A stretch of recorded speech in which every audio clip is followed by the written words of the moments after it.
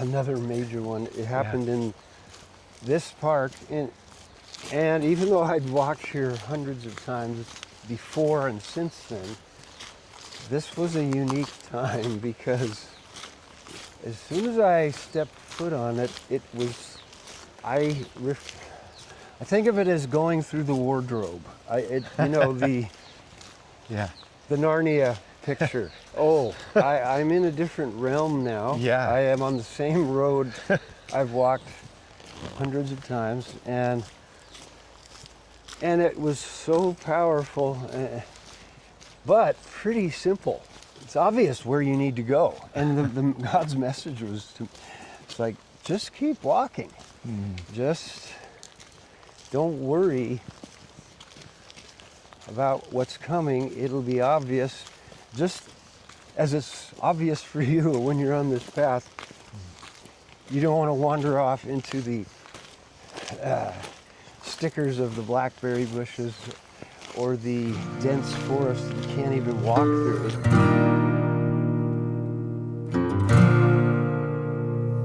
So I'm here with Andy Park. We're at Tyne Head Regional Park, and it's a long story that I won't go into, but we do walk in this park once in a while. Yeah. And why don't you just, by way of introduction, just if someone was to meet you and ask you what you do, what would you tell them?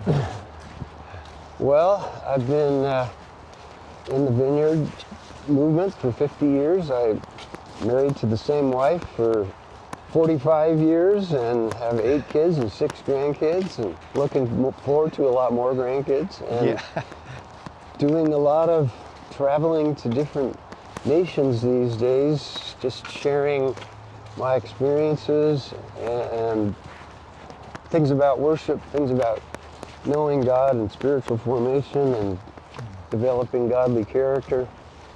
And it's a great time of life, really, and a time of fulfillment. So I have some questions about career. We'll come back to that. Sure. Just, I'm wondering about your experiences in nature, and I was almost chuckling to myself on the way over here because I know that you are a Southern California kid. Yeah. And you struggle with this.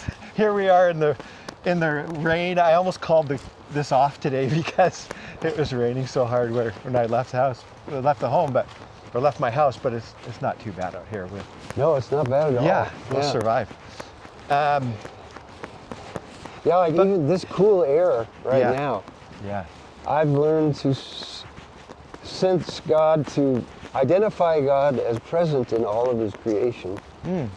And there's something pretty awesome about getting that cool, refreshing air on your face.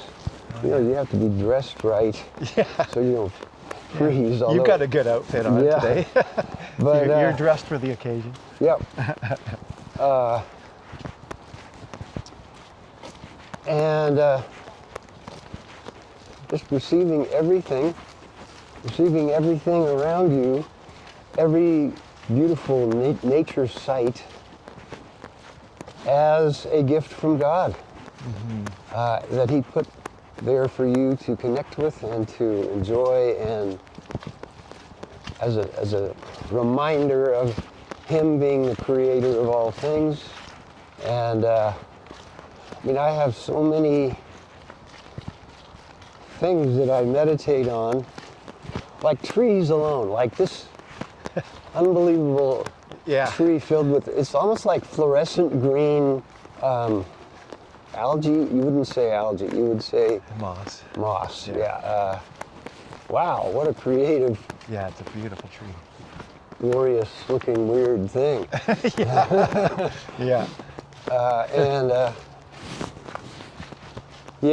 Color, that's one thing. In nature, like on my street, when I see a fiery red tree blossoming, I just see symbolism in that of who God is, the fire of his love. And sometimes I feel like he put that tree there right for me, at that moment, although it's it can feel like that, and I have one tree in my front yard called a smoke tree, And it died, it appeared to have died about 18 years ago or something. Oh yeah. And thought, oh, well, that's too bad. It had some kind of disease and it looked worse and worse. Yeah. So I just finally cut it down to the ground, thought it was gone. A few years later, it just, came there back? it was. Oh, wow. It was springing up again. Yeah. And it's now a beautiful 15-foot tall tree or more. And to me, there's an example of the symbolism that I received. It's a smoke tree. Well, where there's smoke, there's fire. And so, it helped me through seasons of difficulty. Yeah. And it's like a message saying, you thought you were dead. You're not. God is in you. The fire of God is in you. Yeah. The life of God is in you. Yeah. It's not going anywhere, and it will seem to go underground for a while, but it's there and it's real. I was going to ask you, like, have you had? You see so much, so I know this might be a difficult question for you. It's okay. And that experience obviously left a mark. I just wonder if there was any others. Is there any major one that you can think that comes to mind? Actually, another major one. It happened in this park on the asphalt, 4-kilometer loop where we often have walked. And even though I'd walked here hundreds of times before and since then, this was a unique time because as soon as I stepped foot on it, it was, I think of it as going through the wardrobe. The Narnia picture. You have times like that every once in a while where it's on, right? Yeah, it's I'm in a different realm now. Yeah. I am on the same road I've walked hundreds of times, and it was so powerful, but pretty simple because, that road, it's like about 12 feet wide, maybe 15, and it's just right in the middle of a forest, and it's very easy to follow, very flat. It's obvious where you need to go, and God's message was it's like, just keep walking. Just don't worry about what's coming. It'll be obvious, just as it's obvious for you when you're on this path. You don't want to wander off into the stickers of the blackberry bushes or the dense forest that you can't even walk through.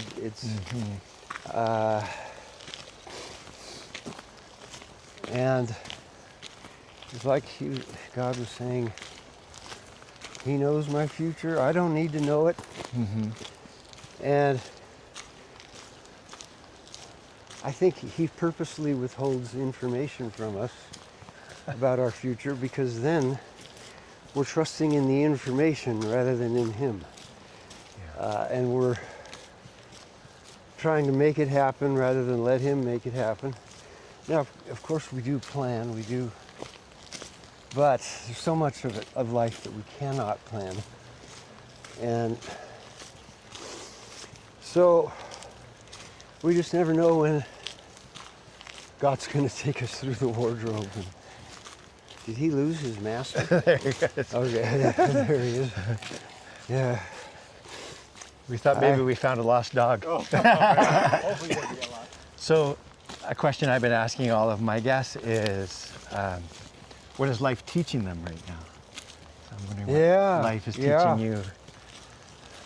Oh, wow. Well, a lot of things, but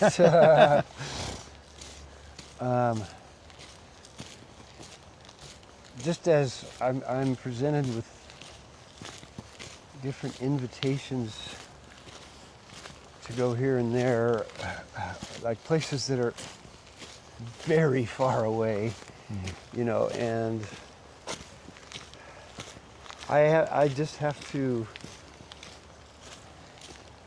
answer the call, and realize this is my calling, and I'm always using wisdom. Because the Lord, this is another... Can you define that just a little bit? What do you feel is your calling? Okay, Yeah. so, well, taking the word worship, the kingdom, to the nations, I've been to 36 countries in my life, and mostly Latin America and Asia and England. Those would be the 3 areas of concentration. Since we're all called to serve, there's a cost, you know. Even though I see these doors opening, and the Lord clued me in on it, like by giving me pictures of a lot of travel is coming up, like in the last year or 2. Oh, yeah. But there's a cost to traveling. It's not easy to be away from home and in unfamiliar places and beds. And one thing about being on mission is there's a lot of unpredictable things that happen on every trip. So you have to be very flexible. You have to eat food that you may or may not like. I mean, usually that works out great. I mean, strangely enough, last week in Texas, you know, the food at the retreat center was just not good at all. But that's, you know, again, you can't complain about that. But you just have to go and serve and change time zones, whether it's a 3, a 10, or an 18-hour time difference. You know, that takes a toll on your body and your emotions and even your health, because being on airplanes, it's very easy to catch germs, you know. So, but you know what? You got to go for it and do what the Lord leads you into. And there's not anything like more pleasing to God about going to another country than there is about fulfilling your calling in your own neighborhood and your own family too. You know. Sure. So, but there's difficulty in all of it, and there's blessings in all of it. Mm-hmm. And so, I you know, you just have to take the place of a servant and, you know, get input from people on making the decisions about what you're doing. And for me, I have to make sure I'm serving at home, because serving at home gives you credibility to be serving in the rest of the world, right? Oh, yeah. And even if people can't see it, God can, and it keeps forming you into the right kind of person to keep serving, you know. And so, but I've been through a huge period of learning to let go of everything. As you were sort of thinking about today, is there anything else that you wanted to talk about or share? One other item of nature that I love so much is light. You know, God is light, and the natural things speak of the invisible things. And even like the early morning light, just as the sun, before the sun even came up, you know, that whole symbolism of each day being like a new resurrection. That's one example of light. And there was a study done by scientists. They took one of these very specialized submarines to the absolute deepest part of any ocean in the world. And this submarine had instruments that could detect every frequency of light. And they found light down in what would appear to us to be darkness. There's frequencies of light that the human eye cannot see. And such an awesome picture to me of the pervasiveness of God, the